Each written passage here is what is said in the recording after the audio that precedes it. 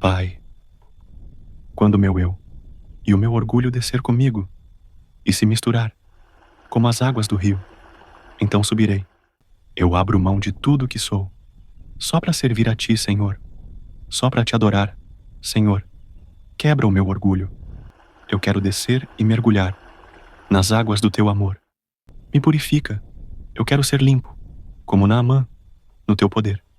Existe um rio, Senhor, que flui do Teu grande amor. Águas que correm do trono.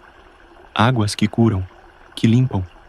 Por onde o rio passar, tudo vai transformar, pois leva a vida do próprio Deus. E este rio está neste lugar. Quero beber do Teu rio, Senhor. Sacia a minha sede. Lava o meu interior. Eu quero fluir em Tuas águas. Eu quero beber da Tua fonte, fonte de águas vivas. Tu és a fonte, Senhor. Tu és rio, Senhor.